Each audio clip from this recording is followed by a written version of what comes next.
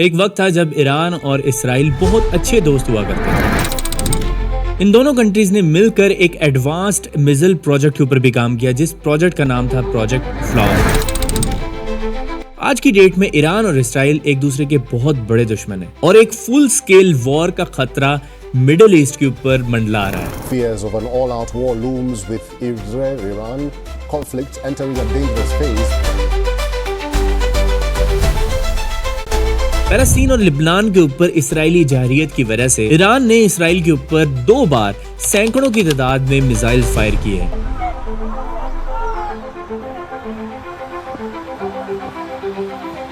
जिससे इसराइल को बहुत ज्यादा नुकसान भी हुआ है, लेकिन वो न्यूज चैनल के ऊपर आपको नजर नहीं आता।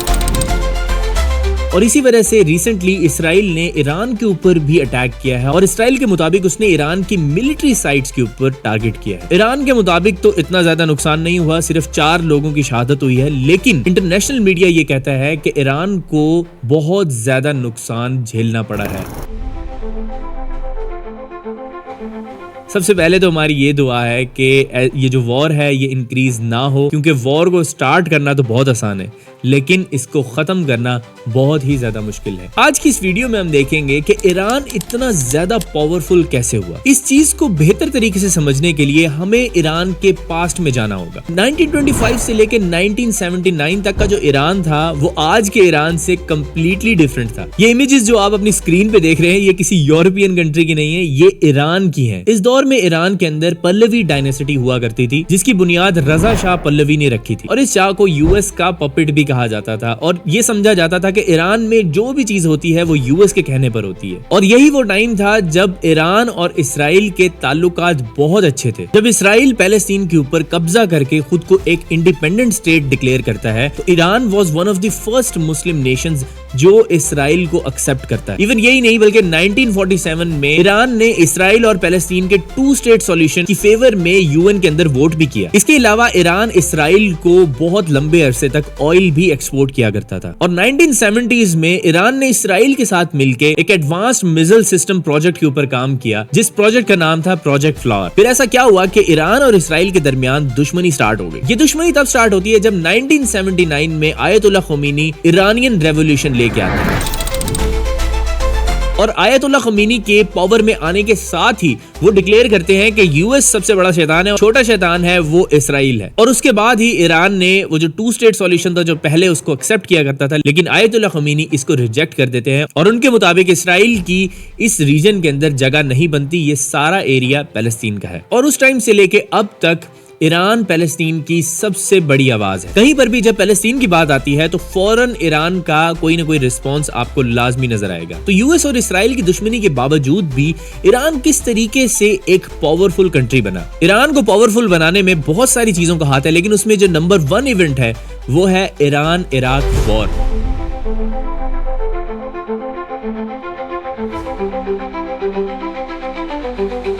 जो कि 1980 के अंदर स्टार्ट हुई थी और ये वॉर 8 साल चली थी। इसके अंदर बहुत सारी कैजुअलिटीज हुई, बहुत सारा इकोनॉमिक लॉस हुआ और ये बेसिकली एक इन्वेजन थी जो कि सद्दाम हुसैन ने ईरान के अंदर की थी।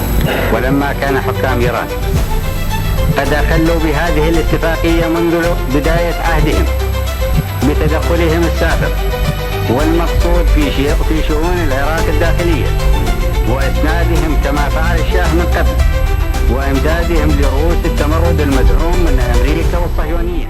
लेकिन इस जंग ने ईरान की मिलिट्री कैपेबिलिटीज को बहुत ज्यादा मजबूत किया और इसी जंग के बाद ही ईरान ने अपने एडवांस्ड मिसाइल प्रोजेक्ट्स के ऊपर भी काम किया और आज की डेट में कहा जाता है कि मिडिल ईस्ट के अंदर जो सबसे ज्यादा मिसाइल्स हैं वो ईरान के पास हैं। इतने ज्यादा मिसाइल होने की वजह से ही ईरान एक बहुत बड़ी थ्रेट है इसराइल के लिए। और इस वॉर के साथ साथ ही यूएस की तरफ से बहुत सारी सैंक्शंस भी ईरान के ऊपर लगना स्टार्ट होगी। सबसे पहली जो सैंक्शंस यूएस की तरफ से ईरान पर लगी थी वो 1979 में लगी थी। उसके बाद 1987 के अंदर अगेन यूएस ने ईरान के ऊपर बहुत सारी सैंक्शंस लगाई और उनका कहना यह था कि ईरान टेररिज्म को सपोर्ट करता है। और इन सैंक्शंस का जो तीसरा राउंड था वो 2006 में स्टार्ट होता है, जिसमें यूएनएससी रेजोल्यूशन 1737 के मुताबिक ये कहा जाता था कि ईरान न्यूक्लियर वेपन क्रिएट कर रहा है, जिसकी वजह से इस पे मजीद सैंक्शंस लगनी चाहिए। Iran 2 weeks later responds by saying, hey, we enriched more uranium, and nothing happened after that.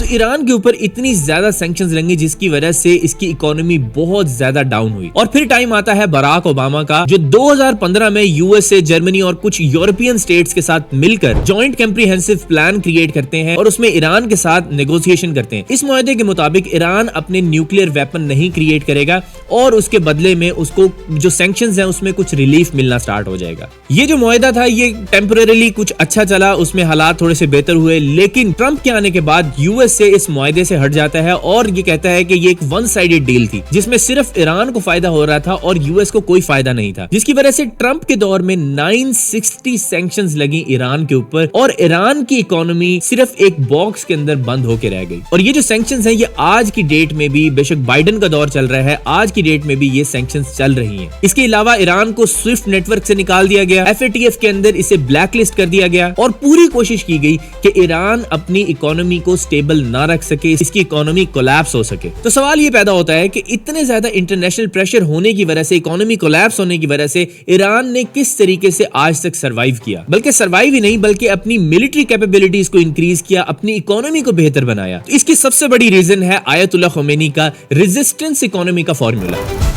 इस डॉक्ट्रिन के मुताबिक ईरान ने अपनी इकोनॉमी को सेल्फ सफिशिएंट बनाना है। ये मॉडल ईरान को एक्सटर्नल प्रेशर से बचाने और लोकल प्रोडक्शन इंक्रीज करने के लिए डिजाइन किया गया था। इसमें कुछ अहम चीजें थी, लाइक अपनी इंडस्ट्री, जो लोकल इंडस्ट्री है उसे सपोर्ट करना, इंपोर्ट पे कम से कम रिलायंस करना, अपनी एक्सपोर्ट्स को किसी न किसी तरीके से इंक्रीज करना और ऑयल के अलावा दूसरी चीजों के अंदर भी इन्वेस्ट करना जिससे ईरान पैसा कमा सके। और ईरान ने इस दौर में टेक्नोलॉजी के ऊपर बहुत ज्यादा पैसा स्पेंड किया है और इसके अलावा ईरान ने small and medium size businesses को काफी प्रमोट किया है। ये एक रीजन थी जिसकी वजह से ईरान ने अपनी इकोनॉमी को सेल्फ सफिशिएंट बनाया और हर साल ईरान की इकोनॉमी के अंदर हमें ग्रोथ देखने को मिलती है। इसके अलावा एक और रीजन है जिसकी वजह से ईरान की इकोनॉमी बहुत ज्यादा स्ट्रॉन्ग चल रही है और वो है चाइना एंड रशिया। इन दोनों कंट्रीज के साथ ईरान के ताल्लुकात बहुत ज्यादा अच्छे हैं और ये इन्हें ऑयल भी एक्सपोर्ट करता है।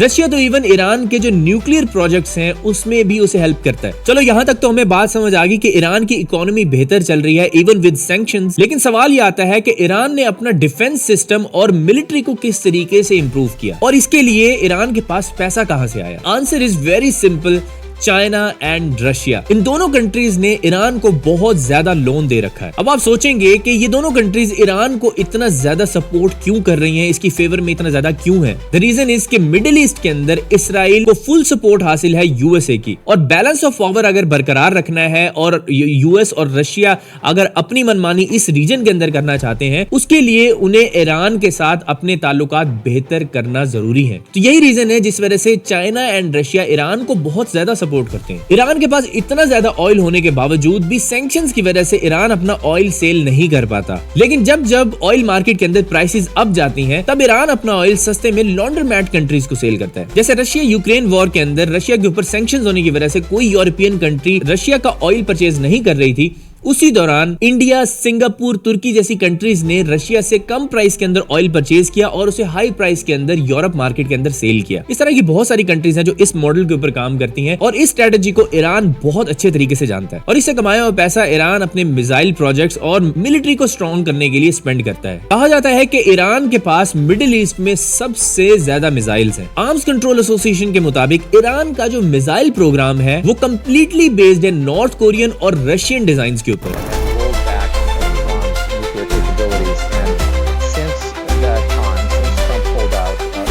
और ऑब्वियसली चाइना भी ईरान को इस चीज के अंदर बहुत ज्यादा हेल्प करता है। अब मिलिट्री और मिसाइल पावर तो ईरान के पास ऑलरेडी आ गई है। इसके अलावा ईरान हिजबुल्ला, हुतीज और हमास जैसे रेजिस्टेंस ग्रुप के ऊपर भी बहुत ज्यादा इन्वेस्ट करता है, जिसमें ईरान का कहना है कि वो मासूम पैलेस्टीनियन की हिफाजत के लिए इन ग्रुप्स को सपोर्ट करता है। ये सब ग्रुप्स काफी ज्यादा पावरफुल है। कहा जाता है कि हमास का जो अक्टूबर 7 का अटैक था उसके पीछे भी ईरान का बहुत बड़ा हाथ है। उसकी रीजन ये बताई जाती है कि सऊदी अरब और इसराइल के दरमियान काफी दोस्ती चल रही थी और ईरान को ये बात पसंद नहीं थी, जिसकी वजह से ईरान ने उसी वीक के अंदर ही ये अटैक करवाया और ये जंग स्टार्ट हो गई। ईरान कभी नहीं चाहेगा कि वो इसराइल के साथ एक फुल स्केल वॉर के ऊपर जाए, क्योंकि उसे पता है कि इसराइल के पीछे यूएस बैठा हुआ है, जिस वजह से वो रेजिस्टेंस ग्रुप्स की तरफ से लाइक हिजबुल्ला, हमास, हुतीज इनकी तरफ से इसराइल के ऊपर प्रेशर इंक्रीज करता है। इन ग्रुप्स को ईरान मिलिट्री ट्रेनिंग से लेके मिसाइल्स, ड्रोन्स और बहुत सारी टेक्नोलॉजीज भी शेयर करता है और इन ग्रुप्स को देने के लिए जो जो पैसा आता है वो चाइना और रशिया ईरान को प्रोवाइड करते हैं। इस वक्त ईरान मिडिल ईस्ट की सबसे बड़ी पावर है और हो सकता है कि ईरान बहुत जल्द खुद को एक न्यूक्लियर स्टेट डिक्लेयर कर दे, क्योंकि अगर ईरान खुद को न्यूक्लियर स्टेट डिक्लेयर करता है